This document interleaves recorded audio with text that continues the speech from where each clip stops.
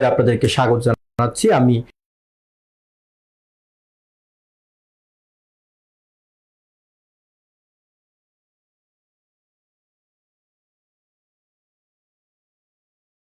আসসালামু আলাইকুম। ট্রান্সলেশনের মূল পর্বে আপনাদেরকে স্বাগত জানাচ্ছি। আমি রুবেল রানা। আমরা গত একটি ক্লাসে ট্রান্সলেশনের বেসিক বিষয়গুলো শিখেছিলাম।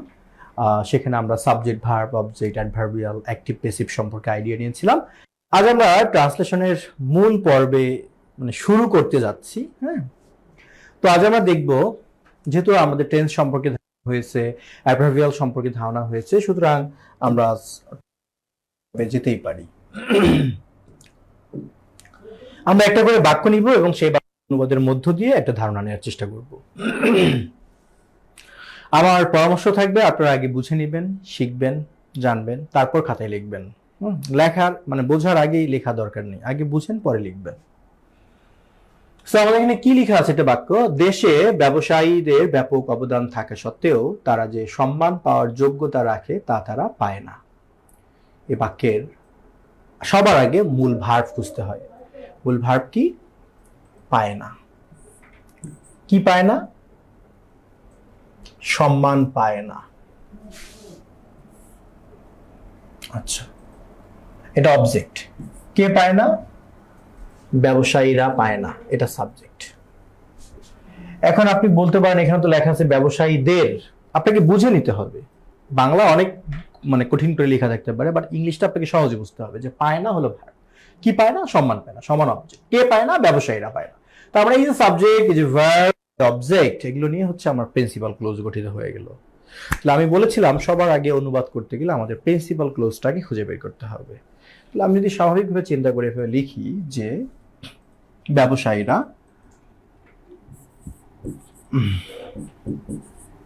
বিজনেসম্যান, প্লুরাল নাউন করলাম, হ্যাঁ, প্লুরাল নাউন, পায় না, না বোধক, তাই ডু নট গেট। কি পায় না? সম্মান।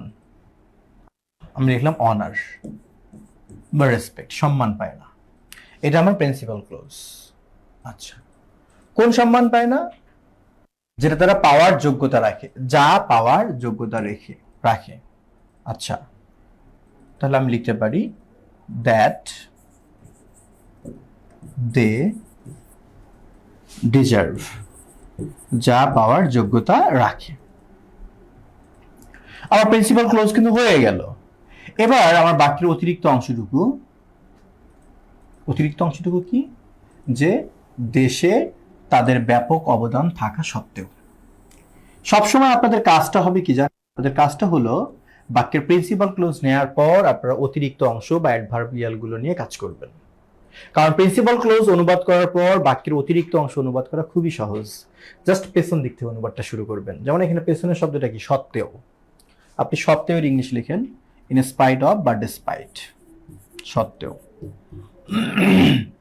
থাকা, থাকা বা আছে ইংলিশ হচ্ছে হ্যাভ। এখন ডিসপাইট যেহেতু এটা প্রেপোজিশনের পরে ভার্বের সাথে আইএনজি হয়, তার মানে হ্যাভ না হয় আমাকে লিখতে হবে হ্যাভিং। ডিসপাইট হ্যাভিং, থাকা সত্ত্বেও। কি থাকা সত্ত্বেও? ব্যাপক অবদান, মানে মাচ কন্ট্রিবিউশন বা ইমেন্স কন্ট্রিবিউশন। হ্যাঁ, ব্যাপক অবদান, কন্ট্রিবিউশন। এবার কোথায় অবদানটা? দেশে। To, contribution to the country. দেখেন বন্ধুরা, কত সুন্দরভাবে হয়ে গেল। Businessman do not get honour that they deserve despite having immense contribution to the country. আপনি চাইলে এই অতিরিক্ত অংশটুকুকে বাক্যের শুরুতে দিতে পারতেন, শুরুতেই লিখতে পারতেন despite having immense contribution to the country, এরপরে কমা চিহ্ন দিয়ে businessman do not get honour that they deserve.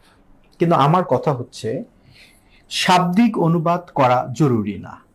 শব্দটা যেভাবে আছে আমাকে সেভাবেই ইংলিশটা লিখতে হবে, বিষয়টা এরকম না। আমি আমার বাক্যের থিম ঠিক রেখে আমি যেভাবে ইচ্ছা ভাবানুবাদ করতে পারি। এখানে মূল কথা বোঝাচ্ছে যে ব্যবসায়ীদের দেশের প্রতি অনেক অবদান আছে। এই অবদানটা থাকা সত্ত্বেও তারা যেমনটা সম্মান পাওয়ার কথা তেমনটা তারা পায় না। আমি যদি বাক্যটা এভাবে চিন্তা করি, খেয়াল করেন তো, জাস্ট থিমটা দেখেন। আমি যদি লিখি, প্রথমে লিখলাম despite having immense contribution to the country, দেশের প্রতি ব্যাপক অবদান থাকা সত্ত্বেও businessmen are not properly honored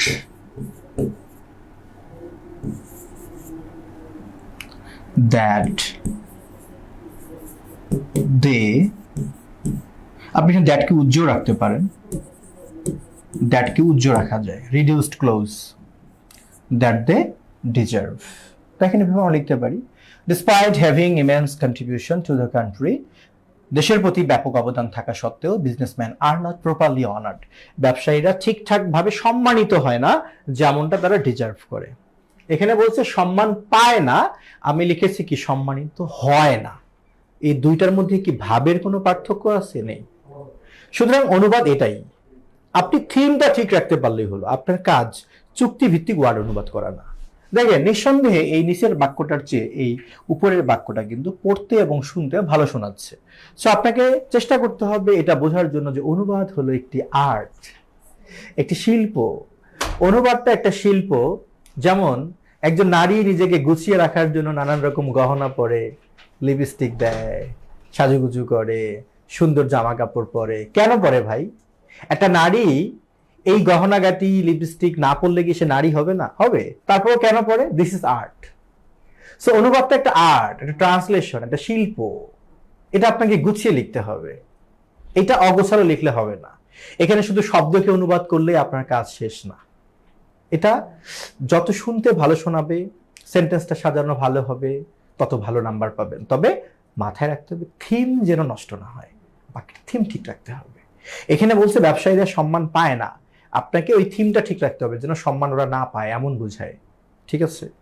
সুতরাং আমরা এই বাক্যটা বুঝে গেলাম। এবার আমরা পরের বাক্যে চলে যাব। পরের বাক্যে কি বলা হয়েছে? বলেছে এটার কারণ, এই যে ব্যবসায়ীরা হয় না এর কারণ কি? বলছে এটার কারণ হলো অল্প কিছু লোক। আচ্ছা ভাই, আমরা কি এটা এভাবে বলতে পারি না? এখানে বলা আছে এটার কারণ হলো অল্প কিছু লোক। আমরা কি এটা এভাবে বলতে পারি না যে অল্প কিছু লোক এর জন্য দায়ী? বলা যায় না যে অল্প কিছু লোক, a few people are responsible for this? বলা যায় না? যায় তো। সো এটার কারণ হলো অল্প কিছু লোক, এটাকে আপনি আপনার মতো করে সাজাতে পারেন।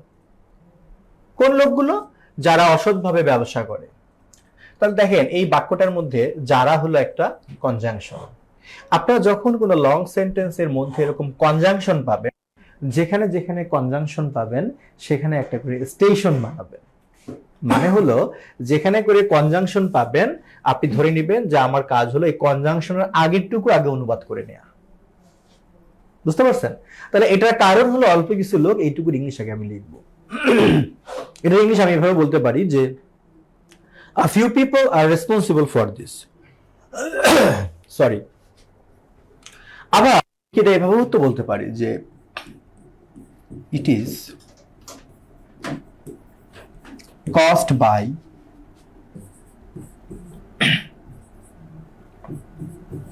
a few people, বলা যায় না? It is caused by a few people.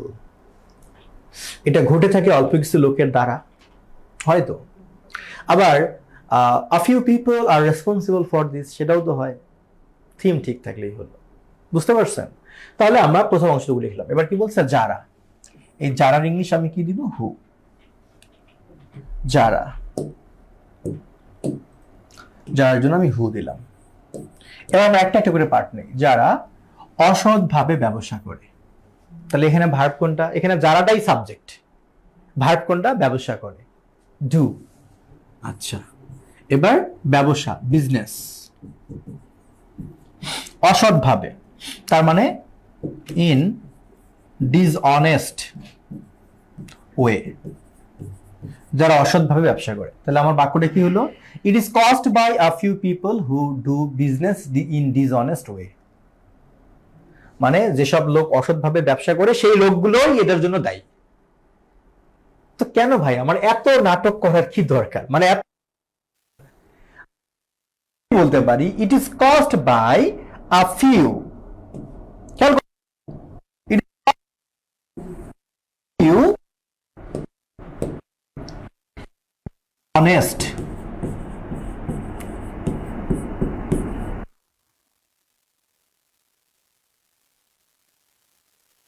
এত পেইন না who do business in dishonest way, নাই তো।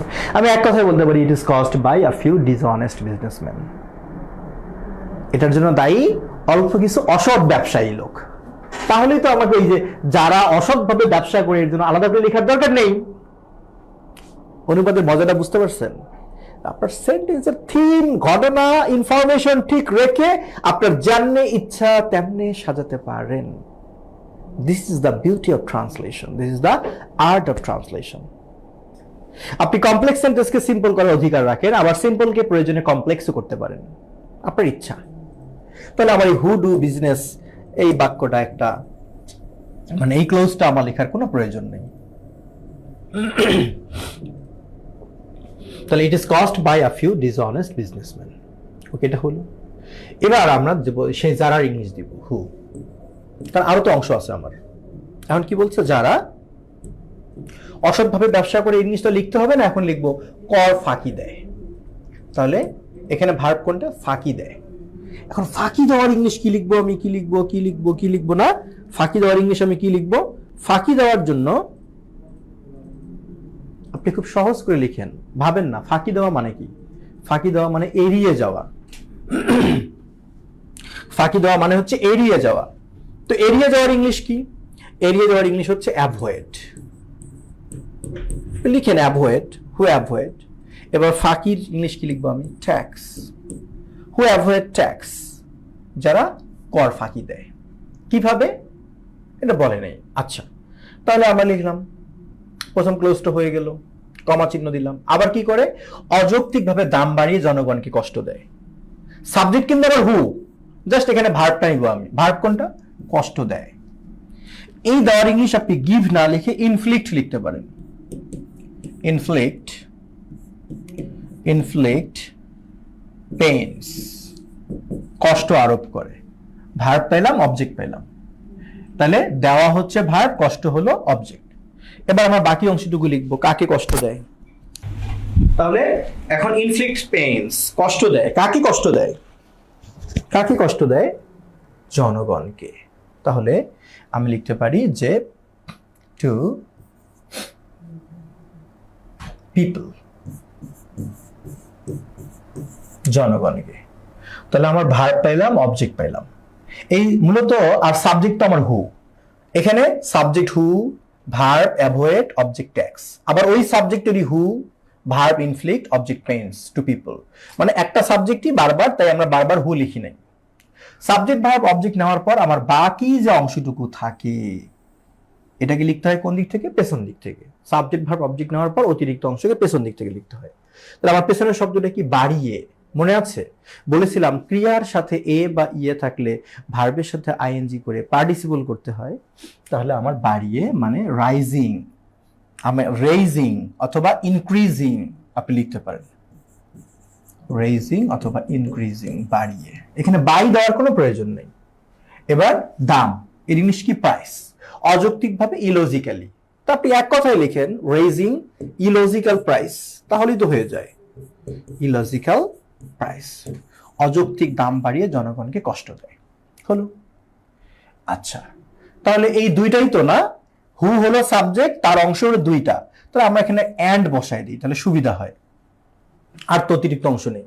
তাহলে it is cost by a few dishonest businessman who avoid tax and inflict pains to people raising illogical price. অনুবাদটা আসলে অনেক মজার, যদি আপনি এই মজাটা নিতে পারেন। বাট যদি আপনার মনে হয় যে না আমি পরীক্ষায় পাশ করার জন্য শিখতেছি, তাহলে আপনি মজাটা নিতে পারবেন না। আপনাকে পরীক্ষার কথা চিন্তা করা যাবে না।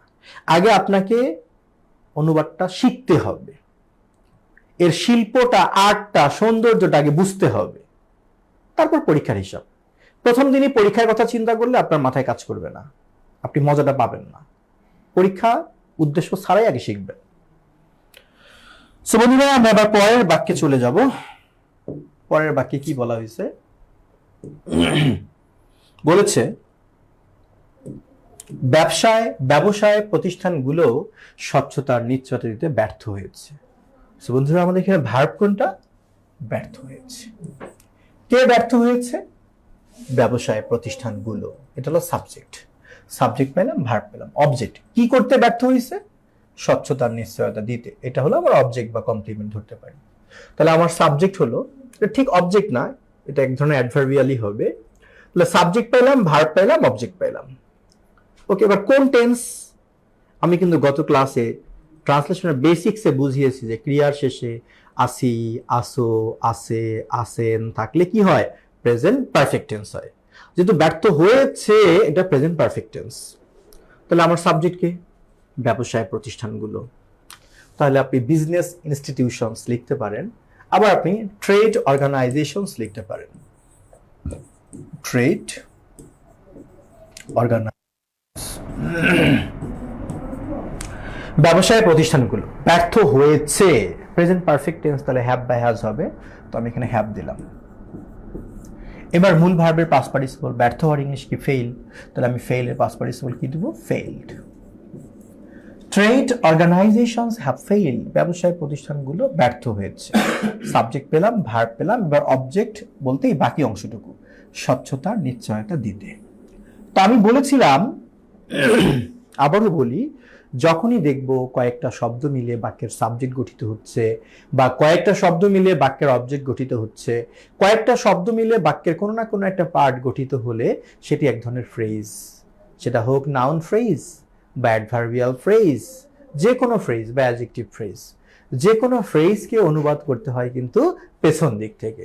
তাহলে আমার এখানে পেছনের পার্টটা কি? নিশ্চয়তা দিতে, তে আছে। বন্ধুরা, আমরা জানি ক্রিয়ার সাথে তে থাকলে টু প্লাস ভার্ব নিতে হয়, নিশ্চয় আপনাদের মনে আছে। সুতরাং আমি লিখলাম টু। এবার নিশ্চয়তা দেওয়ার ইংলিশ কি? এনশিওর। To ensure. মেক শিওরও লিখতে পারেন, টু এনশিওর। এবার কি নিশ্চয়তা দিবে? স্বচ্ছতা, ট্রান্সপারেন্সি। ট্রান্সপারেন্সি। তাহলে আমার বাক্যটা কি হলো? আমার বাক্যটা হলো trade organisations have failed to ensure transparency. এখন বলছে ব্যবসায় প্রতিষ্ঠানগুলো, ও এই ওয়ের জন্য আমরা কি করব? Trade organisations have failed to ensure transparency too. আপনি এখানে টু লিখতে পারেন, আবার এখানে আপনি অলসো ব্যবহার করতে পারেন, টু অথবা অলসো। এখানে আমরা টু নিতে পারি, আমরা এখানে অ্যাজ ওয়েল নিতে পারি, আবার আমরা এখানে অলসো নিতে পারি। আবার আপনি এগুলোকে অক্সিলারি ভার্ব মেইন ভার্বের মাঝেও বসাতে পারেন, হ্যাভ অলসো ফেইলড। আচ্ছা, এবার আমরা পরের বাক্যে যাব। পরের বাক্যে কি বলা হয়েছে? বলা হয়েছে তাই।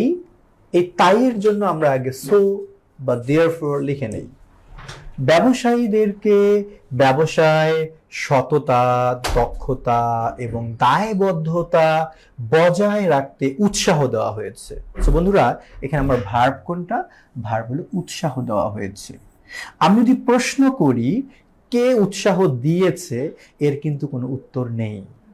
প্রশ্ন করেন কে উৎসাহ দিয়েছে, কারা উৎসাহ দিয়েছে, কোনো উত্তর নেই। দ্যাট মিনস এখানে সাবজেক্ট নেই। সাবজেক্ট নেই মানে আপনাকে বুঝতে হবে এটা প্যাসিভ ভয়েস হবে। তাহলে অবজেক্ট দরকার প্যাসিভ করতে গেলে। প্রশ্ন করেন কাকে উৎসাহ দেওয়া হয়েছে, উত্তর হলো ব্যবসায়ীদেরকে। তার মানে এটা হলো আমার অবজেক্ট। আর অবজেক্ট দিয়ে শুরু হওয়া মানে সেটা কোন ভয়েস? Passive voice. তাহলে প্যাসিভ ভয়েস করতে গেলে আগে অবজেক্ট নিতে হয়, তারপর বি ভার্ব নিতে হয় টেন্স অনুসারে। এখন দেওয়া হয়েছে, এটা কোন টেন্স? Present perfect tense. তার মানে প্রেজেন্ট পারফেক্ট টেন্স অনুযায়ী আমাকে বি ভার্ব নিতে হবে। তাহলে আমি লিখবো ব্যবসায়ীদেরকে, মানে বিজনেসম্যান।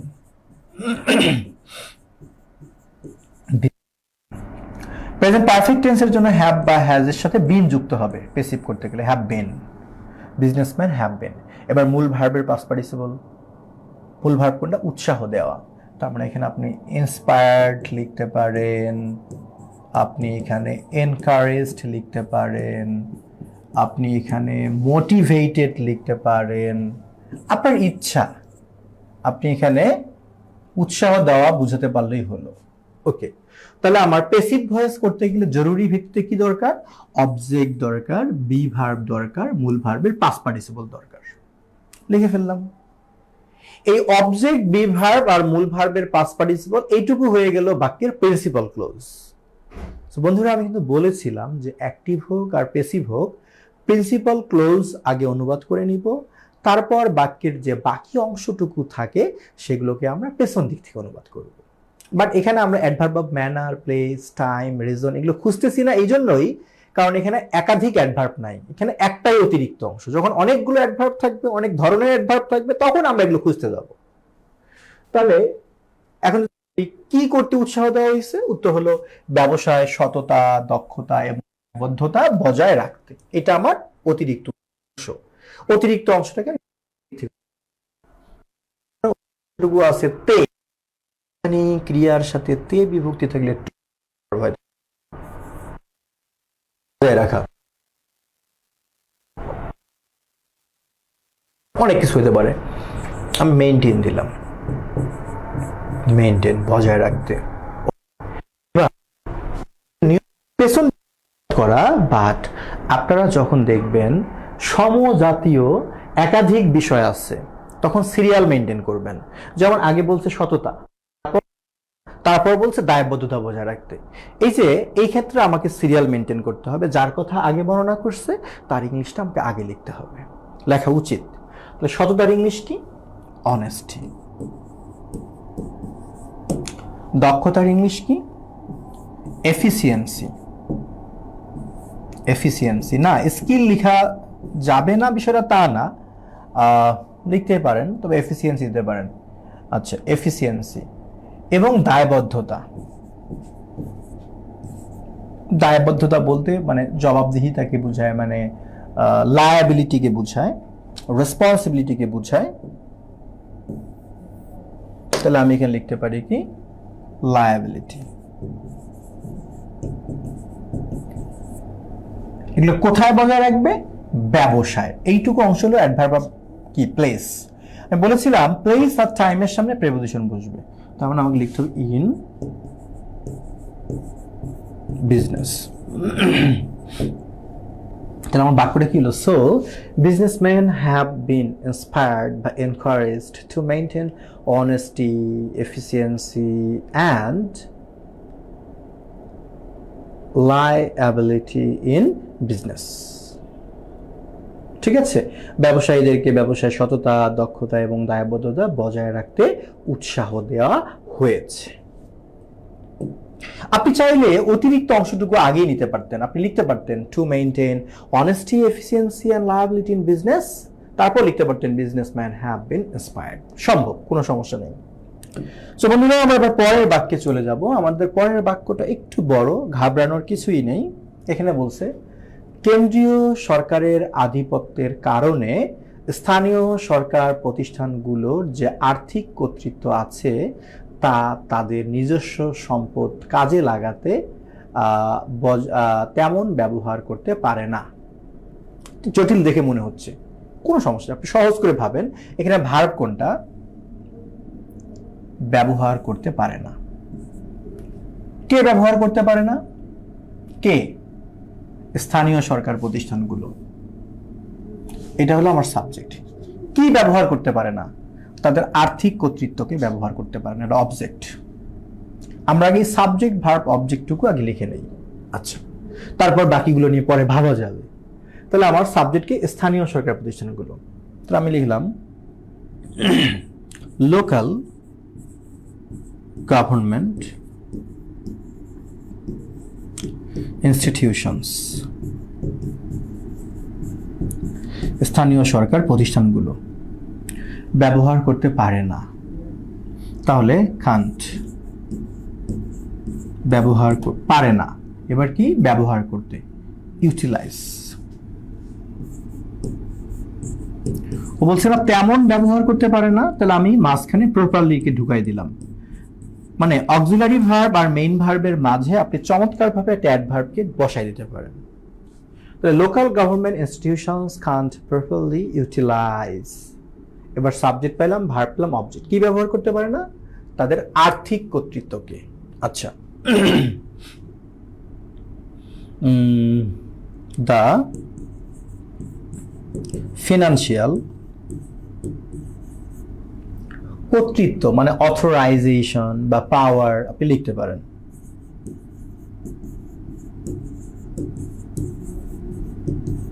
ওকে, ব্যাস আমার সব হয়ে গেল, আমার আর কে ঠেকায়, সাবজেক্ট ভার্ব অবজেক্ট হয়ে গেল। এখন আমরা খুঁজবো বাকি কি আছে। আমি যে প্রশ্ন করি কেন ব্যবহার করতে পারে না, তাহলে উত্তর আসে কেন্দ্রীয় সরকারের আধিপত্যের কারণে। আপনারা জানেন কেন দিয়ে প্রশ্ন করলে উত্তর হিসেবে যা পাওয়া যায় সেটা হলো অ্যাডভার্ব অফ রিজন, এটা হলো রিজন। ওকে, এখন যদি প্রশ্ন করি কোথায় ব্যবহার করতে পারে না, উত্তর হলো তাদের নিজস্ব সম্পদে। আর কাজে লাগানোর ইংলিশ তো আমরা লিখে ফেলছি ইউটিলাইজ, তাহলে এটা হচ্ছে অ্যাডভার্ব অফ কি প্লেস। সো বন্ধুরা, আমরা যেটা দেখলাম যে এই বাক্যের প্রিন্সিপাল ক্লোজ বাদ দিলে অতিরিক্ত অংশ বা অ্যাডভার্বিয়াল মোটামুটি দুইটা, তিনটা, বাট মোটামুটি দুইটা আর কি। একটা হচ্ছে রিজন আর একটা হচ্ছে কি প্লেস। তাহলে আমরা একটু ভাগ করি, প্রিন্সিপাল ক্লোজের আগে আমরা রিজনটাকে বসাই দেই, আর প্রিন্সিপাল ক্লোজের পরে আমরা প্লেসটাকে বসাই দেই। দুইটা অ্যাডভার্বিয়াল দুই দিকে থাক, বাক্যের ব্যালেন্স সুন্দর হবে, কি বলেন? আচ্ছা, তাহলে শেষের দিকে প্লেসটাকে বসাবো। কোথায় ব্যবহার করতে পারে? নিজস্ব সম্পদের ক্ষেত্রে। তাহলে আমি লিখতে পারি ইন দেয়ার ওন রিসোর্সেস। আর আর প্রথমে কি আছে? কারণটা। তো এগুলো তো পেছন দিক থেকে অনুবাদ করতে হয়, তাহলে কারণে। তাহলে আমি কি লিখবো? ডিউ টু, কারণে। কি? কেন্দ্রীয় সরকারের আধিপত্য। তাহলে আধিপত্যের ইংলিশ কি? Dominance. Due to the dominance of the central government.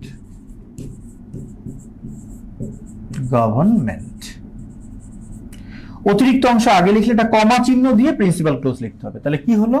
Due to the dominance of the central government, local government institutions can not properly utilise the financial authorisation in their own resource.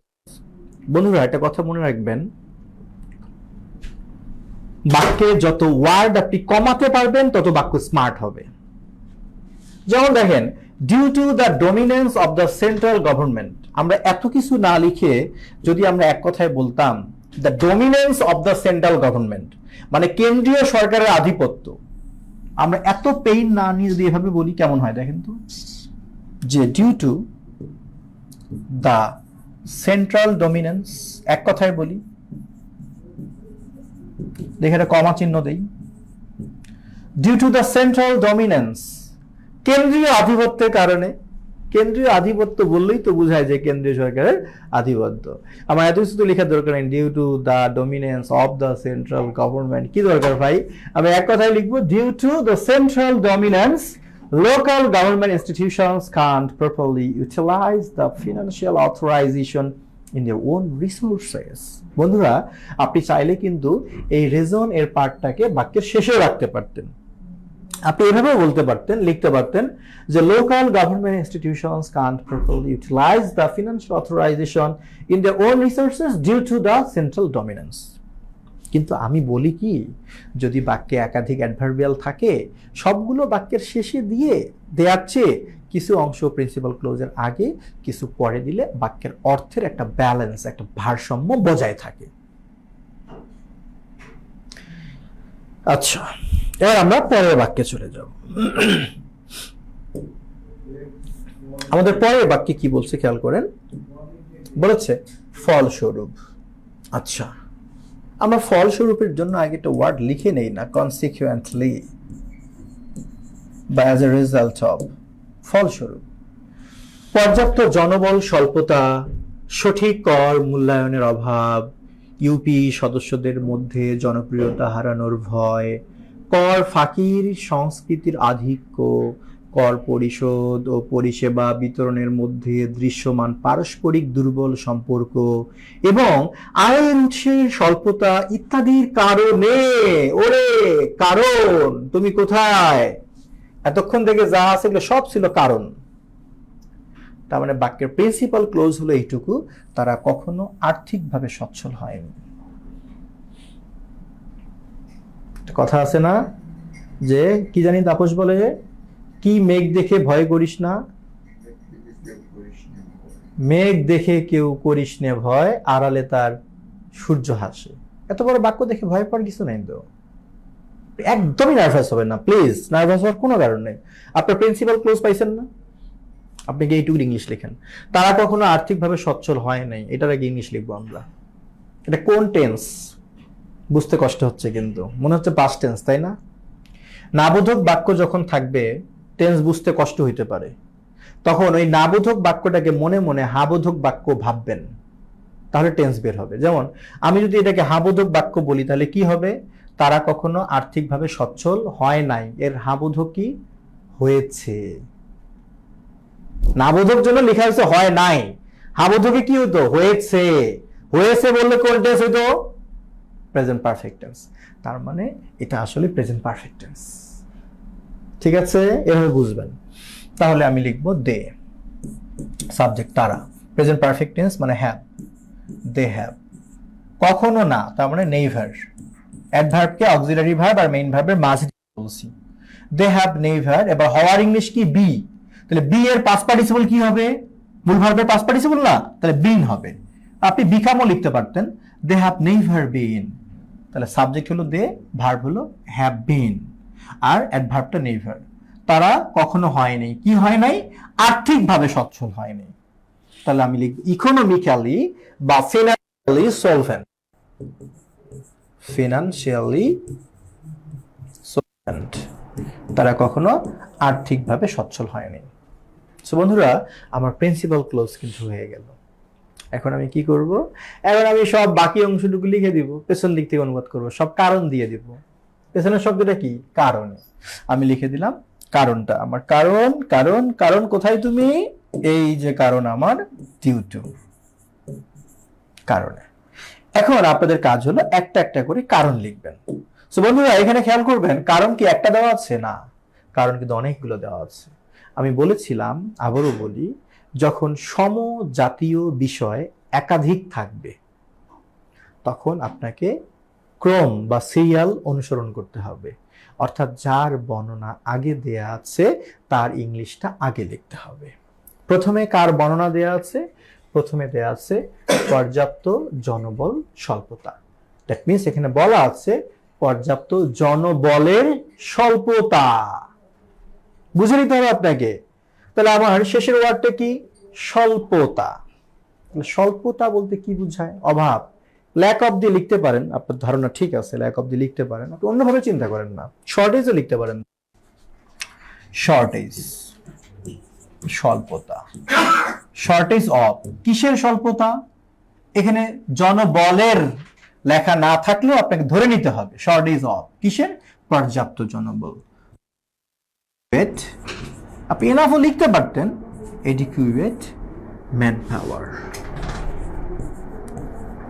পর্যাপ্ত জনবলের স্বল্পতা। ওকে, প্রথম কারণটা হলো। পরের কারণটা কি, সঠিক কর মূল্যায়নের অভাব। কোন দিক থেকে লিখতে হবে, পেছন দিক থেকে। কথা একটাই, যে কোনো ফ্রেজ মানে আপনাকে পেছন দিক থেকে লিখতে হবে। পেছনের শব্দটা কি, অভাব। অভাবের ইংলিশ কি, ল্যাক অফ। আর কত ল্যাক অফ ভাই, আপনি ল্যাক অফ থেকে বের হয়ে আসেন, ল্যাক অফ বারবার লেখার দরকার নেই তো। আপনি ভাবেন অভাব মানে কি, ওয়ান্ট অফ হতে পারে, শর্টেজ হতে পারে। শর্টেজ একবার লিখছি না, আমি এবার অ্যাবসেন্স লিখি। কেন, অ্যাবসেন্স মানে অনুপস্থিত, অনুপস্থিত মানে কি, যেটা নাই, এটাই তো অভাব। তাহলে অ্যাবসেন্স, অ্যাবসেন্ট না, অ্যাবসেন্স, নাউন লিখতে হবে। কেন, কারণ প্রতিটা তো নাউন দিয়ে আমি শুরু করছি, shortage noun, absence noun, parallel হতে হবে, অভাব। এবার এই যে র, এই র এর ইংলিশ পেছন দিক থেকে কিন্তু আসবো আমরা, হ্যাঁ। র এর ইংলিশ অফ, অ্যাবসেন্স অফ, কিসের অভাব, সঠিক কর মূল্যায়ন। Proper tax assessment. আপনার যে অ্যাসেসমেন্টই লিখতে হবে তা কিন্তু না, আপনি মূল্যায়নের জন্য ইভ্যালুয়েশনও লিখতে পারেন, আপনার ইচ্ছা ভাই, মূল্যায়ন হলেই হলো। Absence of proper tax assessment. এরপরে কি বলা হয়েছে, ইউপি সদস্যদের মধ্যে জনপ্রিয়তা হারানোর ভয়, এটা একটা কারণ না, এটা পেছন দিক থেকে লিখতে হবে। যে কোনো ফ্রেজ পেছন দিক থেকে। ভয়ের ইংলিশ কি, ফিয়ার, ভয়। এবার এই রয়ের ইংলিশ কি, অফ, কিসের, হারানোর, লুজিং, ফিয়ার অফ লুজিং, আচ্ছা, কি হারানোর? জনপ্রিয়তা, পপুলারিটি, জনপ্রিয়তা হারানোর ভয়। আচ্ছা, এবার মধ্যে, আমরা জানি মধ্যের ইংলিশ ইন হয়, বাট সেটা কখন? কোনো কিছুর ভেতরে অবস্থান করা বুঝলে ইন হয় বা ইনসাইড হয়, এটা কিন্তু ভেতরে না। এ ধরনের মধ্যে মানে আমরা বিটুইন বা অ্যামং লিখব। আপনারা জানেন ঘটনা দুইজনের মধ্যে ঘটলে বিটুইন হয়, ঘটনা দুইয়ের অধিক ঘটলে অ্যামং হয়। সো আমি এখানে বিটুইন লিখব। তো আমি লিখে দিলাম বিটুইন, মধ্যে। কিসের মধ্যে? ইউপি সদস্যদের মধ্যে, মানে ইউনিয়ন পরিষদ সদস্যদের মধ্যে। বিটুইন, সরি আমি তো ভুলে বিটুইন লিখলাম। এখানে তো ইউপি সদস্য দুইয়ের অধিক থাকে, যে কোনো ইউনিয়ন পরিষদের দুইয়ের অধিক সদস্য থাকে, তাহলে আমার বিটুইন না অ্যামং লিখতে হবে। অ্যামং দা ইউপি মেম্বার্স, এটা শ্রেণী বোঝানোর জন্য আমি দা দিলাম। দা ইউপি, হ্যাঁ, ইউনিয়ন পরিষদ, আপনি চাইলে পুরোটাও লিখতে পারেন, মেম্বার্স। ওকে, এটা একটা কারণ গেল। তারপরে কারণটা কি বলছে? কর ফাঁকির সংস্কৃতি। কথাটা বোঝার চেষ্টা করেন, আগে সবসময় বাংলা বুঝবেন। কর ফাঁকির সংস্কৃতির আধিক্য, তার মানে কি বুঝাইছে? যে অধিক মাত্রায় সংস্কৃতি। কিসের সংস্কৃতি? কর ফাঁকি দেওয়ার। কথাটা কি বুঝতে পারছেন? করটা অধিক না, কিন্তু মানে সংস্কৃতিটা অধিক, অধিক মাত্রায় সংস্কৃতি কিসের? কর ফাঁকি দেওয়ার। তাহলে আমাকে এটা আগে লিখতে হবে যে অধিক সংস্কৃতি, মাছ বা এক্সেসিভ। আপনি হয়তো ভাবছেন যে সংস্কৃতির জন্য আমি কালচার লিখব। আমি এখানে কালচার না লিখে আমি এক্সারসাইজ বা প্র্যাকটিস লিখব। কেন? কারণ হলো কালচার বলতে বোঝায় একটা জাতির সংস্কৃতিকে, একটা দেশের সংস্কৃতিকে, একটা সমাজের সংস্কৃতিকে। বাট এক বা একাধিক ব্যক্তির অভ্যাস বা সংস্কৃতি বোঝানোর জন্য হ্যাবিট বা প্র্যাকটিস বা এক্সারসাইজ লিখতে হয়। একটা দেশের সবাই কি কর ফাঁকি দেয়? একটা সমাজের সবাই কি কর ফাঁকি দেয়? নিশ্চয়ই না। এই জন্য এখানে কালচার লেখা যাবে না। আচ্ছা, এক্সেসিভ এক্সারসাইজ, অধিক সংস্কৃতি। এবার এই র এর জন্য অফ, কিসের? কর ফাঁকির। ট্যাক্স ইভেশন লিখতে পারেন আপনি, বা আবার আপনি এভাবে চিন্তা করেন, ফাঁকি দেওয়ার ইংলিশ হলো অ্যাভয়েড। প্রেপোজিশন টু বাদে অন্যান্য প্রেপোজিশনের পরে ভার্বের সাথে আইএনজি হয়, তাই অ্যাভয়েডিং। এবার tax, excessive exercise of avoiding tax. এবার কি বলেছে? কর পরিশোধ ও পরিষেবা বিতরণের মধ্যে দৃশ্যমান পারস্পরিক দুর্বল সম্পর্ক। সো বন্ধুরা, আমার এখানে নাউনটা কিন্তু সম্পর্ক। এই সম্পর্ক দুইটা বিশেষণ আছে, একটা হলো, দুইটা না তিনটা, একটা হলো দৃশ্যমান, আরটা হলো পারস্পরিক, আরটা হলো দুর্বল। আমরা যে কোনো ফ্রেজকে পেছন দিক থেকে লিখব, তবে যদি আমরা লক্ষ্য করি নাউনের পূর্বে কোনো অ্যাডজেক্টিভ বা বিশেষণ আছে, তাহলে অ্যাডজেক্টিভের ইংলিশগুলো আগে লিখে নাউনটাকে পরে লিখতে হবে। তার মানে আমাকে দৃশ্যমান, পারস্পরিক, দুর্বল এই তিনটার ইংলিশ আগে লিখতে হবে, তারপর সম্পর্ক লিখতে হবে। তাহলে আমি দৃশ্যমান বলতে চোখে দেখা যায় ভিজিবল, হ্যাঁ ভিজিবল লিখতে পারেন, কিন্তু সম্পর্কে কি দেখা যায়? দেখা যায় না। সো এখানে ভিজিবল না লিখে এক্সিস্টিং দিলে ভালো হয়, মানে যা বিদ্যমান আছে সেটার কথা বলছে। তাহলে আমি লিখলাম এক্সিস্টিং। এবার দুর্বলের জন্য দিলাম উইক। কো রিলেশন, এক কথায় লিখে দিলাম কো রিলেশন, মানে পারস্পরিক সম্পর্ক। এক্সিস্টিং অর্থাৎ দৃশ্যমান, পারস্পরিক, দুর্বল সম্পর্ক। এবং এর জন্য আমি অ্যান্ড দিলাম। অ্যান্ড আয়ের উৎসের স্বল্পতা, এটাও একটা ফ্রেজ, আমাকে পেছন দিক থেকে লিখতে হবে। পেছনের পার্টটা কি? স্বল্পতা। কি লিখবেন?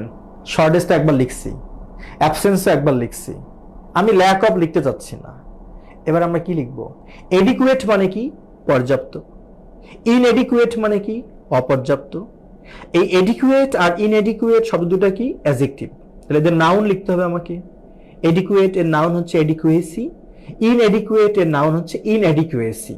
তাহলে আমাকে লিখতে হবে ইনএডিকুয়েসি। অ্যান্ড ইনএডিকুয়েসি অফ আয়ের উৎস, income sources. Sources plural form কেন করলাম? ওই যে সোর্স একটা কমন নাউন, কমন নাউনকে প্লুরাল রাখতে হবে ইত্যাদি। It is it's etc. তাহলে আমার পুরো বাক্যটা কি হলো? Consequently, they have never been financially solvent due to shortage of adequate manpower, absence of proper tax, popularity among the UP members, excessive exercise of avoiding tax, existing weak correlation and inadequacy of income sources, etc. So বন্ধুরা, আপনারা চাইলে কিন্তু এই অতিরিক্ত অংশটাকে প্রথমে নিয়ে তারপর এই প্রিন্সিপাল ক্লোজটিকে বাক্যের শেষেও লিখতে পারতেন। অর্থাৎ আপনি লিখতে পারতেন due to shortage of adequate manpower, absence of proper tax assessment, fear of losing popularity among the UP members, excessive exercise of avoiding tax, existing weak correlation and আচ্ছা, আমরা একটা জিনিস মিস করেছি, সেটা হলো কর পরিশোধ ও পরিষেবা বিতরণের মধ্যে সম্পর্ক, তাই না? এটা মিস করেছি, সরি। তাহলে আমাকে লিখতে হবে এক্সিস্টিং উইক কোরিলেশন, জিনিসটা আমি মিস করেছি যে কার মধ্যে রিলেশনটা, কর পরিশোধ ও পরিষেবা। তাহলে আমাকে লিখতে হবে বিটুইন, দুইটা জিনিস যেহেতু, তাহলে বিটুইন কর পরিশোধ কি ট্যাক্স পেমেন্ট, ট্যাক্স পেমেন্ট, ঠিকই ধরছিলেন, আমি মিস করছি। এন্ড পরিষেবা বিতরণ মানে সেবা বিতরণ, অর্থাৎ সার্ভিস ডেলিভারি। তাহলে আমরা কি লিখতে পারতাম? আবারও দেখি, due to shortage of adequate manpower, absence of proper tax assessment, fear of losing popularity among the UP members, excessive exercise of avoiding tax, existing weak correlation between tax payment and service delivery, and inadequacy of income sources, etc. এরপরে আমরা একটা semicolon চিহ্ন দিতাম, কমা না দিয়ে semicolon দিতাম, কারণ এগুলোর ভেতরে অনেক কমা চিহ্ন আছে। তাই আমাদের নরমালি নিয়ম হচ্ছে, যদি অতিরিক্ত অংশটাকে আগে লিখি তাহলে অতিরিক্ত অংশের পরে কমা চিহ্ন দিয়ে প্রিন্সিপাল ক্লোজ লেখার কথা ছিল, তাই না? আমরা এখানে কমা না দিয়ে সেমিকোলন চিহ্ন দিতাম। আমরা যদি অতিরিক্ত অংশটাকে আগে লিখতাম, এটাকে আগে লিখতাম, তাহলে আমরা সেমিকোলন চিহ্ন দিতাম, কারণ এর ভেতরে অনেকগুলো কমা আছে। সেমিকোলন দিয়ে আমরা প্রিন্সিপাল ক্লোজটা লিখতাম যে they have never been financially solvent. So বন্ধুরা, বাক্য যত লং হোক ভয় পাওয়ার কিন্তু কিছু নেই, লিখতে পারবে নিমিশে। অনুশীলন করতে হবে, অনুশীলন করতে হবে, হ্যাঁ। বাট একটা কথা, অনুশীলন যে আমরা করব, সবাই বলে যে প্রচুর পরিমাণে অনুশীলন করতে হবে, কিন্তু আপনি অনুশীলন করে যদি কাউকে দেখাতে না পারেন যে আপনি যা অনুশীলন করেছেন তা ঠিক আছে নাকি ভুল আছে, এমনও তো হতে পারে যে আপনি আমার কাছে অনুবাদটা শিখতেছেন, অনুশীলন করতে গিয়ে আমার চেয়েও আপনার অনুবাদের মান ভালো হতেই পারে। জি, হতেই পারে। আমি কি ঘোড়ার ডিম লিখেছি, আপনি লিখলে এর চেয়ে অনেক ভালো হবে, হতেই পারে। সেটা আপনি বুঝবেন কিভাবে? এটা তো কাউকে দেখাতে হবে। দেখা গেল আপনি অনেক ভালো মানে অনুবাদ পারেন, অথচ আপনি জানেনই না, কারণ কাউকে দেখাতে পারতেছেন না। আবার আপনি অনুবাদ প্র্যাকটিস করে যাচ্ছেন, প্রচুর ভুল হচ্ছে, বাট আপনি বুঝেন না, কারণ কাউকে দেখাননি আপনি। এই জন্য আমি বলি কি, শুধু অনুশীলন করলে হবে না, সেই অনুশীলনটা ঠিকঠাক আছে কিনা, অনুশীলনটা ঠিকঠাক আছে কিনা এটা বোঝার জন্য আপনার যেটা দরকার, সেটা একজন মেন্টর দরকার, একজন গুরু দরকার, একজন শিক্ষক দরকার, যাকে যাকে আপনি দেখাবেন যে আপনার অনুবাদের মানটা ঠিকঠাক আছে কিনা, কি উন্নয়ন করা দরকার, এগুলো আপনার দেখা দরকার, দেখানো দরকার। ঠিক এই কারণেই কিন্তু আপনার একটা কোর্স করা প্রয়োজন, এই কারণেই কিন্তু আপনার একটা প্রতিষ্ঠানে যুক্ত হওয়া দরকার হয়ে যেতে পারে। সুতরাং আমি বলবো আপনাদের বন্ধুদেরকে, যারা আপনাদের সহপাঠী আছে, সিনিয়র আছে, জুনিয়র আছে, তাদেরকে বলবেন আমাদের কোর্সে শীঘ্রই যুক্ত হয়ে যেতে। আচ্ছা, সো বন্ধুরা, আমরা এবার পরের বাক্যে চলে যাব। আচ্ছা, এবার কি বলেছে? সেই কারণে কেন্দ্রীয় সরকারের অনুদানের উপর তারা ক্রমবর্ধমান নির্ভরশীল হয়ে পড়ল। আচ্ছা, সেই কারণে, ফর দ্যাট রিজন। আচ্ছা, অথবা আমি for, therefore, সেই কারণে। আচ্ছা, এখানে সাবজেক্টকে, ভার্ব কোনটা? নির্ভরশীল হয়ে পড়লো, ক্রমবর্ধমান ভাবে নির্ভরশীল হয়ে পড়লো। তাহলে পড়লো past tense, they gradually became dependent. এই গ্র্যাজুয়ালি অ্যাডভার্ব, অ্যাডভার্বকে আপনি ভার্বের পূর্বেও লিখতে পারেন, পরেও লিখতে পারেন। দে গ্র্যাজুয়ালি বিকেম ডিপেন্ডেন্ট, তারা ক্রমবর্ধমানভাবে নির্ভরশীল হয়ে। আমার বাক্যের প্রিন্সিপাল ক্লোজ হয়ে গেল। এখন কার উপর? কেন্দ্রীয় সরকারের অনুদানের উপর। তার মানে উপর পেছন দিক থেকে লিখতে হবে। উপর ইংলিশ কি? অন, অনুদান। অন দ্য ডোনেশন, দা দিলাম কেন? যেহেতু নির্দিষ্ট করে কেন্দ্রীয় সরকারের অনুদানের কথা বলেছে, তাহলে on the donation of the central government. বন্ধুরা নিশ্চয়ই আপনাদের মনে আছে আমি বলেছিলাম যে আপনি যত শর্ট করে লিখতে পারেন, ওয়ার্ড মিনিমাইজ যত করতে তত আপনার অনুবাদের মান কিন্তু সুন্দর হবে। সুতরাং আপনাদের কি করা উচিত? যেমন দেখেন, আমরা এই অংশটুকুকে এভাবে না লিখে যদি এরকম করে লিখতাম, এক কথায় যে অন দা সেন্ট্রাল ডোনেশন, আরো কি সুন্দর হইতো না? সুন্দর হতো কিনা বলেন? Therefore, they gradually became dependent on the central donation. এই কারণে তারা ক্রমবর্ধমানভাবে কেন্দ্রীয় অনুদানের উপর নির্ভরশীল হয়ে পড়ল। কেন্দ্রীয় অনুদান মিন্স হচ্ছে কেন্দ্রীয় সরকারের অনুদান। খেয়াল করেন, মানে এটা হচ্ছে ভাল লাগতেছে, কথা আছে, কোট আছে, brevity is the soul of pleasure. সংক্ষিপ্ত কথাই হচ্ছে আনন্দের প্রাণ। আপনি যত সংক্ষেপে থিমটাকে তুলে ধরতে পারবেন তত সুন্দর শোনাবে। কিন্তু সাবধান, সংক্ষিপ্ত করতে গিয়ে কিন্তু মূল থিম বাদ দেওয়া যাবে না, ঠিক আছে? অল্প কথায় গুছিয়ে বলতে পারে কারা? বুদ্ধিমানরা। অনেকগুলো কথা বলে কারা? বোকারা। বোকারা কিন্তু সাধারণ একটা বিষয়কে বোঝানোর জন্য অনেকগুলো শব্দ ব্যবহার করে, আমার মতো আর কি। আর আপনাদের মতো বুদ্ধিমানরা কিন্তু অল্প কথায় অনেক কিছু গুছিয়ে বলতে পারে। যেমন আপনাকে যদি জিজ্ঞেস করা হয়, এই যে আপনি যে রুবেল রানার ক্লাস করতেছেন, কেমন অনুভূতি? আপনারা কিন্তু এক কথায় বলবেন, ভালো বা খারাপ বা মোটামুটি বা চলে ইত্যাদি, কারণ আপনার বুদ্ধিমান। আর যারা বোকারা বলবে ভালো। কেন ভালো? কারণ সহ ব্যাখ্যা করবে যে উনি ধরে ধরে পড়াচ্ছেন, কোনটা সাবজেক্ট, কোনটা ভার্ব, কোনটা অবজেক্ট। মাঝে মাঝে ব্যাখ্যা করাটাও বুদ্ধিমানের কাজ। তবে অনুবাদের ক্ষেত্রে আপনারা চেষ্টা করবেন যত ইংলিশ ওয়ার্ড কমায় নিয়ে আসা যায়, অল্প শব্দে কিভাবে অধিক বাংলার অনুবাদ করা যায় সেটা আপনাকে মাথায় রাখতে হবে। বন্ধুরা, এই ছিল আমাদের অনুবাদের পর্বগুলো। এবার বাক্যে কি যাব? বলছে ফলস্বরূপ কেন্দ্রীয় সরকার স্থানীয় সরকারকে প্রায় সব দিকে শক্ত চাপে রেখেছিল। ও আচ্ছা, ফলস্বরূপ, consequently, ফলস্বরূপ কেন্দ্রীয় সরকার চাপ দিয়েছিল কাকে? স্থানীয় সরকারকে।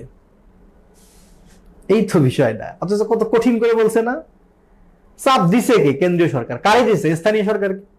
তারপরে আপনি লিখতে পারেন দা সেন্ট্রাল গভর্নমেন্ট, কেন্দ্রীয় সরকার। আচ্ছা, শক্ত চাপ, তাহলে হাইলি প্রেশারাইজড। কাকে? স্থানীয় সরকারকে। দা সেন্ট্রাল গভর্নমেন্ট। আচ্ছা, আমি কি চাইলে এটাকে প্যাসিভ ভয়েস করতে পারি না? আমি তো এভাবে লিখতে পারি, কনসিকুয়েন্টলি, ফলস্বরূপ, দ্য লোকাল গভর্নমেন্ট। আচ্ছা, এটা লোকাল হবে, হ্যাঁ, লোকাল। আমি এভাবে লিখতে পারি যে দ্য লোকাল গভর্নমেন্ট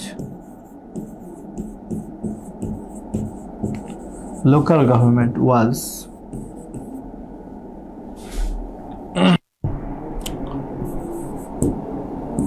highly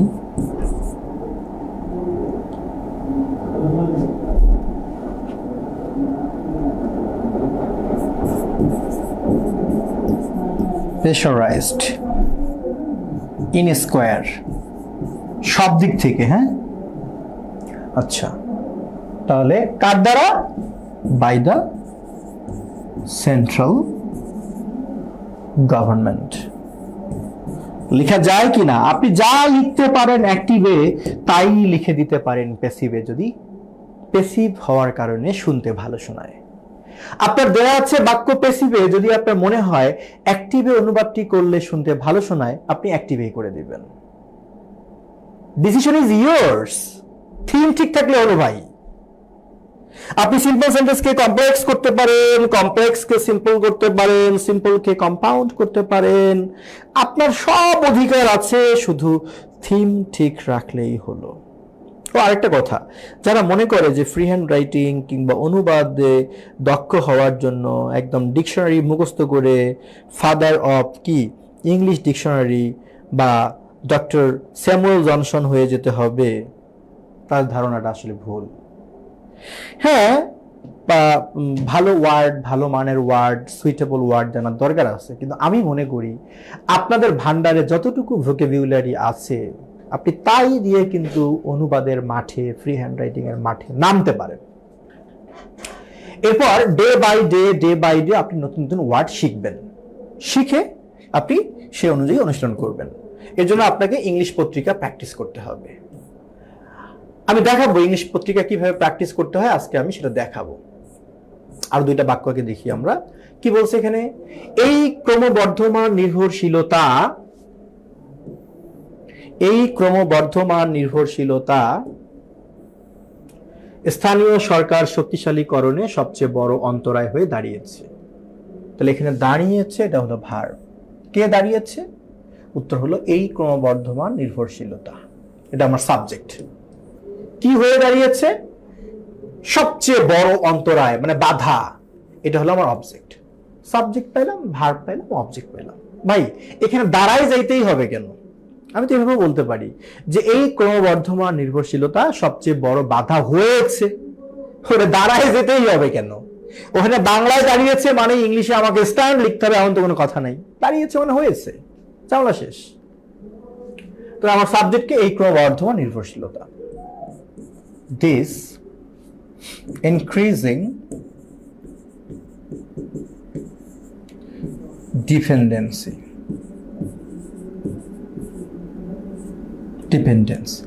এই ক্রমবর্ধমান নির্ভরশীলতা দাঁড়িয়েছে, বা প্রেজেন্ট পারফেক্ট টেন্স, তার মানে হ্যাজ বিকাম, হয়েছে।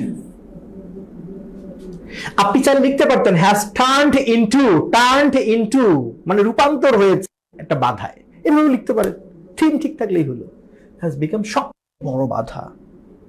আমি লিখবো দ্য গ্রেটেস্ট অবস্টাকল। বিগেস্ট লিখতে পারতেন, সমস্যা নেই। হ্যাঁ, অবস্টাকল না লিখে আপনি হিন্ডারও লিখতে পারতেন, ব্যারিয়ার লিখতে পারতেন। বাধা হলেই হলো। সাবজেক্ট পেলাম, ভার্ব পেলাম, অবজেক্ট পেলাম। এবার আমার কি দরকার? অতিরিক্ত অংশটুকু লিখতে হবে। কোন দিক থেকে? পেছন দিক থেকে অনুবাদ করতে হবে।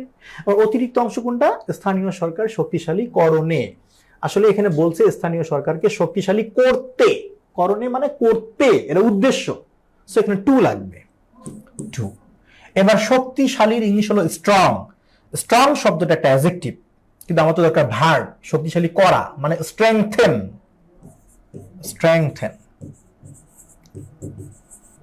আপনি এখানে টু মেক স্ট্রংও লিখতে পারতেন, ঠিক আছে। টু স্ট্রেংথেন, শক্তিশালী করতে, স্থানীয় সরকারকে।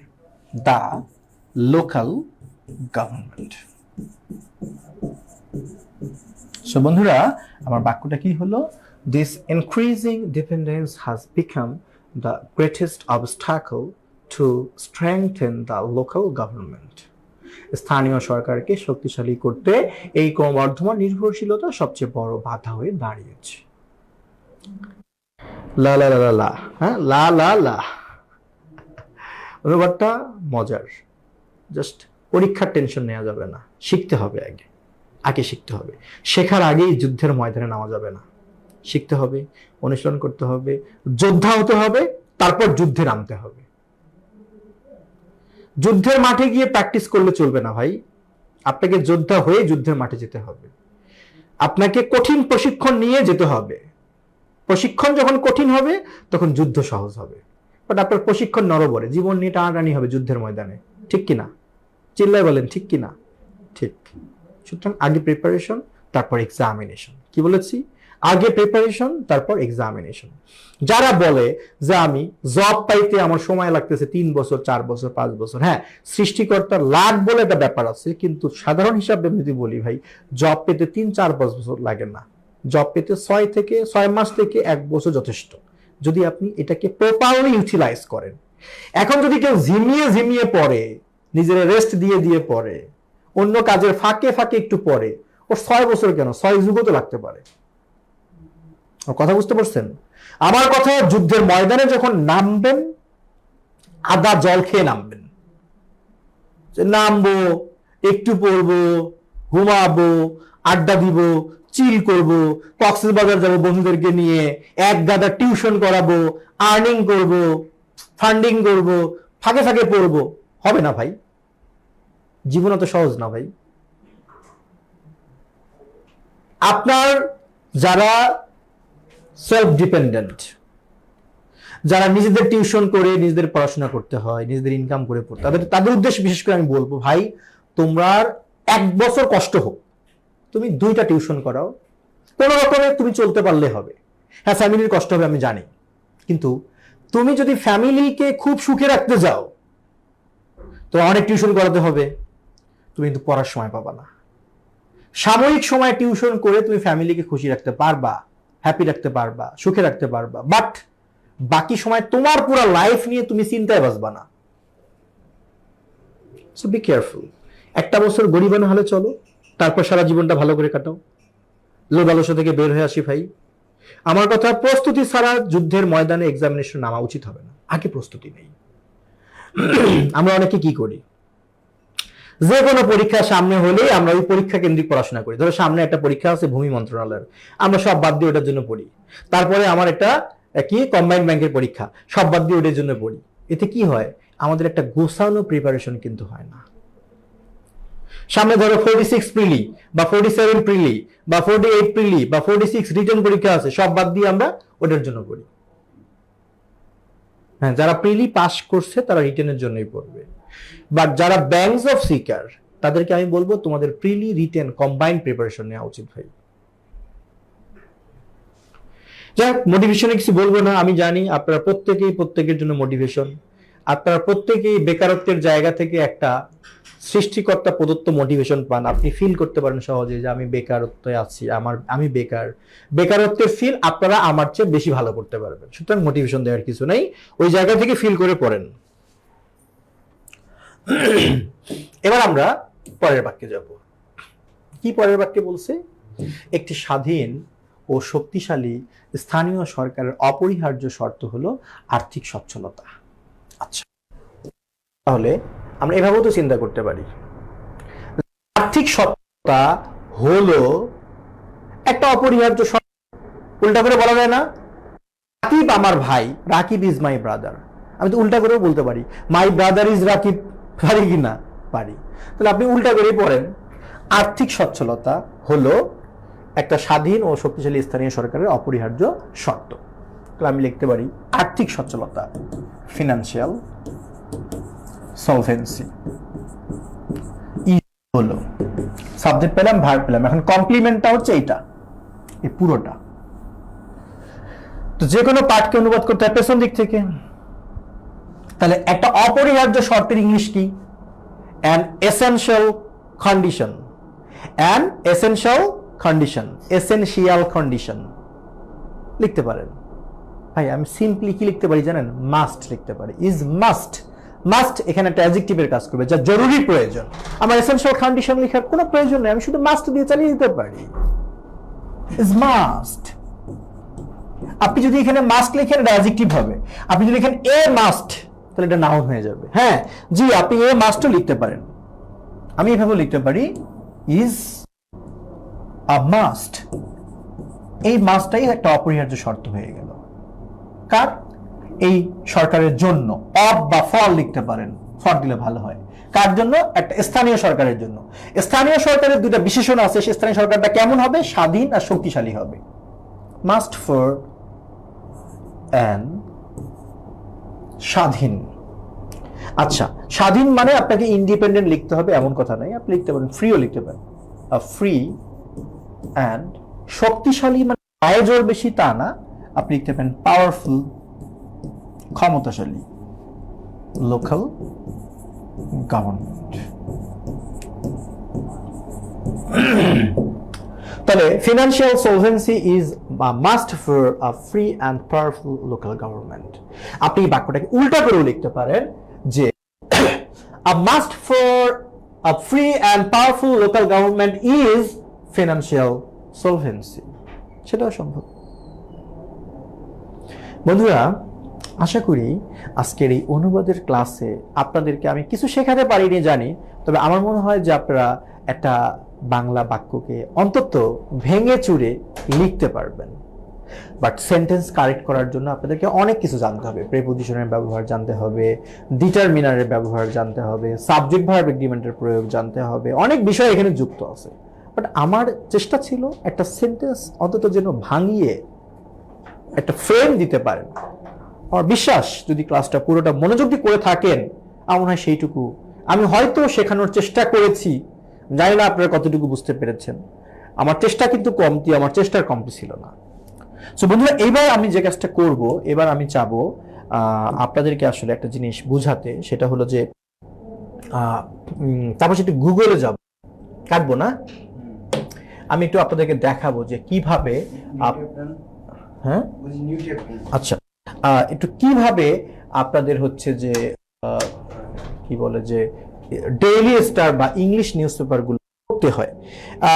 এটা সবাই বলে যে তোমরা প্র্যাকটিসের জন্য পত্রিকা পড়ো। আসলে আমি একটু অনেকের কাছে শুনি তারা আসলে বুঝতে পারেন আমি কিভাবে পড়বো, রাইট। সো বন্ধুরা, আমি সেটাই দেখানোর চেষ্টা করবো এখন আপনাদেরকে যে কিভাবে পড়লে আমরা লাভবান হব। পত্রিকা আপনার দিন কেনার প্রয়োজন নেই বা কেনারই দরকার নেই, আপনি অনলাইন থেকেও করতে পারেন, কোনো সমস্যা নেই। ল্যাপটপ দিয়ে করতে পারেন, ই পেপার পড়তে পারেন। যদি হার্ড কপি কেনেন আপনার ইচ্ছা, সমস্যা নেই। আপনি ধরেন একটা পত্রিকা সিলেকশন করলেন, আজকের নিউজটা। এখানে কি কি আছে? News, opinion, sports, business, entertainment, life and living, youth, আচ্ছা tech and start up, multimedia, feature, more. এখানে অনেক কিছুই থাকবে। আপনার নর্মালি এন্টারটেইনমেন্ট আসলে কিছু থাকে না, তো বলা যায় না, একটা পত্রিকার অনেক জায়গায় অনেক গুরুত্বপূর্ণ ফিচার থাকতেই পারে। নর্মালি আমরা অপিনিয়ন অংশে যাব। অপিনিয়ন অংশে গেলাম আমি। এখানে গিয়ে আপনি দুইটা অংশ দেখতে পাচ্ছেন, অনেক কয়টা অংশ আছে, এডিটোরিয়াল আছে, জিওপলিটিক্যাল ইনসাইট আছে, ইনফোকাস আছে, লেটার টু এডিটর আছে। আমি একটু এডিটোরিয়ালে গেলাম। আচ্ছা, এডিটোরিয়ালে গিয়ে আপনি অনেক লেখাই পাবেন, কিন্তু হ্যাঁ আপনাকে একটু খুঁজতে হবে যে কোন লেখাটা পড়লে এটা আমার পরীক্ষায় একটা এসে হিসেবে আসতে পারে, কোন লেখাটা থেকে একটা কম্প্রিহেনশন করার মতো, এটা আপনাকে একটু বোঝার চেষ্টা করতে হবে, কোনটা একটা ফোকাস হিসেবে আসার মতো। আপনি দেখেই বুঝবেন। যেমন ধরেন এখানে কি দিয়েছে, আমরা কতগুলো জিনিস এখানে দেখি যে কি কি এখানে আছে। লিগ্যাল হ্যারাসমেন্ট অফ স্টুডেন্টস, স্টুডেন্টদের হ্যারাসমেন্ট নিয়ে একটা নিউজ আছে। এই যে এই ধরনের বিষয়, কিছু কিছু খবর যেগুলো সরকার বিরোধী, রাষ্ট্র বিরোধী, অনেকটা সরকারের বিপক্ষে যায়, এই টাইপের বিষয়গুলো আমারই খুব একটা পরীক্ষায় আসে না, কিন্তু আপনি এগুলো অ্যাভয়েড করেন, এগুলো পরে অবসরে দেখা যাবে।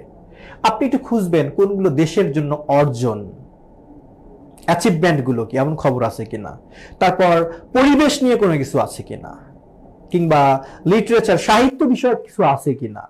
এই বিষয়গুলো আপনারা একটু নজর দেওয়ার চেষ্টা করবেন।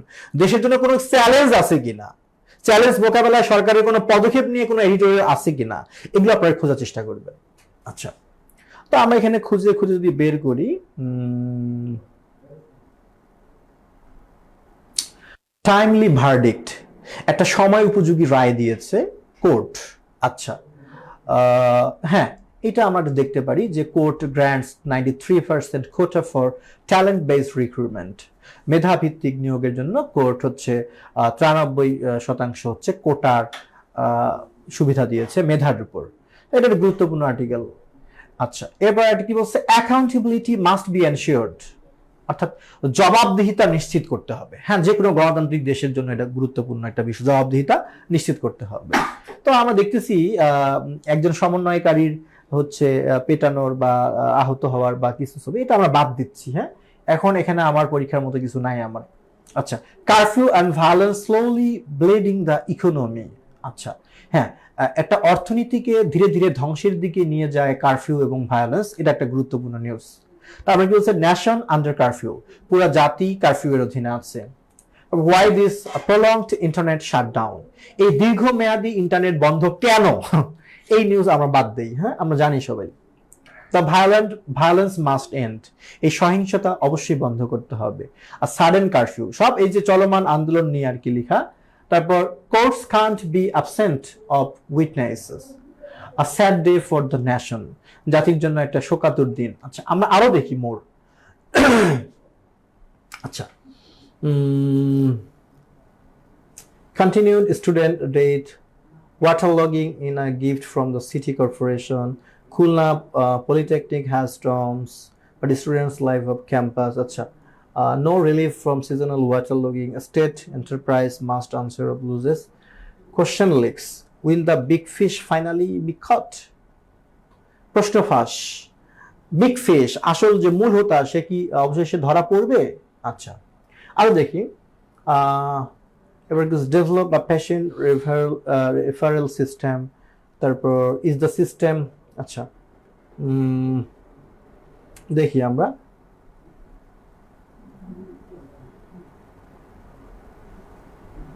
আচ্ছা, একটু ধৈর্য নিয়ে থাকেন, আমি একটা আর্টিকেল বের করব। হ্যাঁ,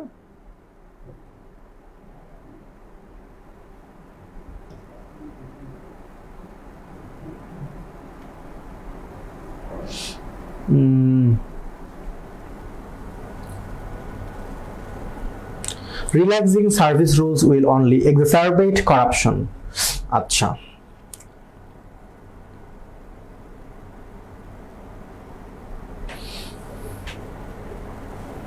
বন রক্ষা করার একটা আর্টিকেল খুব ভালোই। আচ্ছা, স্ট্রাইক করছে।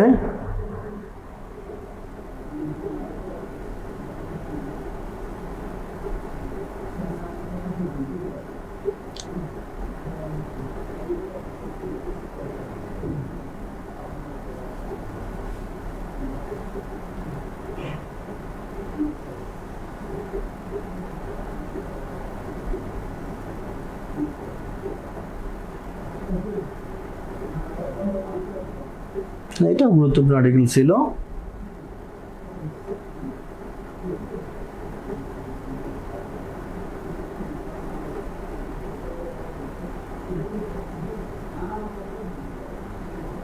আমরা ডোন্ট নেগলেক্ট প্রাইমারি এডুকেশন, প্রাথমিক শিক্ষার গুরুত্ব নিয়ে কথা বলছে। প্রাথমিক শিক্ষাকে অবহেলা করা যাবে না। আপনি এভাবে একটা আর্টিকেল চুজ করবেন। এখন আপনার কাজ কি? আপনার প্রথম কাজ হলো এই আর্টিকেলটার একদম শুরু থেকে শেষ পর্যন্ত জাস্ট এক ঝলক আপনি পড়বেন। আপনার মিনিং বোঝার চেষ্টা করতে হবে না, আপনার কাজ হলো এক ঝলক পড়া, এক ঝলক পড়ে ফেলা। ওকে, পড়লেন। এবার আপনার এক হাতে খাতা এবং কলম থাকবে। আপনার কাজ হবে কি জানেন? আপনার কাজ হলো যে ওয়ার্ডগুলোর মিনিং আপনি জানেন না, অজানা, সে আপনার নেগলেক্ট শব্দের অর্থ আপনি খাতায় নেগলেক্ট লিখবেন। আপনার রিভিল শব্দের অর্থ জানা নেই, আপনি খাতায় নোট করবেন। কনসার্নিং জানেন না, নোট করবেন। তারপরে আসেন যে যতগুলো আননোন ওয়ার্ড আছে, আপনি আননোন ওয়ার্ডগুলো আগে কি করবেন? খাতায় নোট করবেন। এরপর কনটেক্সট বিবেচনায়, হ্যাঁ, মানে এই সেন্টেন্সটা বিবেচনায় এই ওয়ার্ডগুলোর মিনিং কি হইতে পারে আপনি এটা অনুমান করবেন, গেস করবেন। তারপর আপনি মোবাইল ডিকশনারিতে ওয়ার্ডের মিনিংটা খুঁজে দেখবেন যে আপনার ধারণা ঠিক আছে কিনা। আগে অনুমান করবেন, পরে যাচাই করবেন। যদি ধারণা ঠিক থাকে তাহলে আপনি মনে মনে একটা উৎসাহ পাবেন, কিন্তু আর ধারণা ঠিক না থাকলে আপনি শিখে নেবেন। এভাবে আপনার আননোন ওয়ার্ডগুলো আগে খাতায় নোট করতে হবে, তারপর আপনাকে সেটার মিনিং খাতায় লিখে নিতে হবে। ধৈর্যের কাজ। তাহলে প্রথম পর্ব হচ্ছে একটা আর্টিকেল সিলেকশন করে আননোন ওয়ার্ডগুলোর মিনিং খাতায় লিখে ফেলা। দ্বিতীয় পর্বের কাজটা হলো যখন ওয়ার্ডগুলোর মিনিং লেখা শেষ, আপনি সেগুলোর মিনিং ভালো করে শিখে নেবেন। শেখার পর আপনি কি করবেন? আপনার কাজ হলো সেন্টেন্স অনুবাদ করবেন। এবার আপনি সুন্দর করে শিরোনাম দিলেন, ডোন্ট নেগলেক্ট প্রাইমারি এডুকেশন। বাংলায় লিখবেন যে প্রাথমিক শিক্ষাকে অবহেলা করা যাবে না। ওকে, এবার আপনি বাংলা অনুবাদ করবেন, তবে শব্দ কেন্দ্রিক অনুবাদ না। আপনি একটা সেন্টেন্স আগে পড়বেন। এখানে কি বলছে? A recent government report has revealed a concerning statistic the number of students in all primary level educational institutions in the country has reduced by over 8.32 lakh in 2023 from the previous year. এইটুকু পড়ে আপনি অনুমান করার চেষ্টা করবেন যে মিনিংটা কি বোঝাচ্ছে। আপনার ভাবটাকে আপনি বাংলায় লিখবেন, যত সুন্দর করে সাজিয়ে লেখা যায়। তাহলে আমরা একটু আগে একটা আধো আধো মিনিং বের করি, যেটা সম্প্রতি একটা সরকারের একটা প্রতিবেদন প্রকাশিত হয়েছে, এটা যেটা উদ্বেগজনক একটা পরিসংখ্যান প্রকাশ হয়েছে। সেখানে দেখা যাচ্ছে যে আমাদের দেশে প্রাথমিক শিক্ষার লেভেল যদি আমরা চিন্তা করি, দেখা গেল যে 2023-এ শিক্ষার্থীর সংখ্যা 8.32 লাখ কম এসেছে প্রিভিয়াস ইয়ার মানে 22-এর তুলনায়। এই যে আপনি বাক্যটুকু পড়ে যা বুঝলেন, এই বাংলাটাকে কত সুন্দর করে সাজিয়ে লেখা যায়, আপনি তত সুন্দর করে বাংলায় অনুবাদটা করবেন। আপনি যখন বাংলায় অনুবাদটা করবেন, এমন হইতে পারে যে এই ইংলিশ সেন্টেন্সের মধ্যে ওয়ার্ডের সংখ্যা আছে 20টা, বাট এর বাংলা অনুবাদ করতে গিয়ে আপনার বাংলা বাক্যে ওয়ার্ডের সংখ্যা 30টাও হইতে পারে, তাতে প্রবলেম নেই। এটার নামই ভাব অনুবাদ, মানে বাংলাটাকে আপনি সাজিয়ে গুছিয়ে লিখবেন। এইভাবে আপনার প্রতিটা সেন্টেন্সের আপনি ভাবানুবাদ করে ফেলবেন। তাহলে কাজ কি? 3টা। প্রথম কাজ আর্টিকেল চুজ করা, দ্বিতীয় কাজ হলো অজানা ওয়ার্ডগুলোর মিনিং নোট করে শিখে ফেলা, তৃতীয় কাজ হলো সেন্টেন্সের অনুবাদ করা। এই 3টা কাজ যদি আপনি করতে পারেন, তবে আপনার পত্রিকা পড়া সার্থক হবে। এভাবে যদি বেশি না, আপনি যদি সপ্তাহে 2টা করে আর্টিকেল নিয়েও কাজ করেন, আপনার কি হবে জানেন? আপনি পরীক্ষায় অলৌকিকভাবে ফোকাস রাইটিং কমন পেয়ে যেতে পারেন। কমন যদি নাও পান, যাই আসুক আপনি লিখতে পারবেন। বলা যেতে পারে অলৌকিকভাবে আপনার ফ্রি হ্যান্ড রাইটিং, আপনার মুক্ত লেখা ধরন চেঞ্জ হয়ে যাবে। আপনি অনেক ভালো মানে লিখতে পারতেছেন, বাট কিভাবে লিখতেছেন আপনি জানবেন না, লিখতে পারবেন। আপনার ইংলিশ থেকে বাংলা অনুবাদ নিয়ে ভাবতে হবে না, আপনি অভ্যস্ত হয়ে যাবেন। আপনার কম্প্রিহেনশন পড়তে সময় লাগবে কম, একটা কম্প্রিহেনশন পড়ার পর, প্যাসেজ পড়ার পর আপনি খুব দ্রুত মিনিংটা গেস করতে পারবেন। সব দিক থেকে সুবিধা পাবেন আপনি। সো এই কাজটা করতে হবে ভাই, যে কোনো মূল্যে করতে হবে। এই যে আমার কাছে বা কোচিং এর কাছে বা আমাদের প্রাইভেটের কাছে, টিচারের কাছে আপনি যা শিখবেন, আমার মনে হয় এটা আপনার 5% কাজে লাগবে। বাকি 95% আপনি ইমপ্রুভ করতে পারবেন জাস্ট পত্রিকা দিয়ে। তবে আমি যদি বলি, আপনাদের যাদের টার্গেট শুধুই ব্যাংক জব, তারা ডেইলি স্টার এর চেয়েও গুরুত্ব দিবেন আপনারা দ্য বিজনেস স্ট্যান্ডার্ড পত্রিকাটাকে, দ্য বিজনেস স্ট্যান্ডার্ড অথবা দ্য ফিনান্সিয়াল এক্সপ্রেস।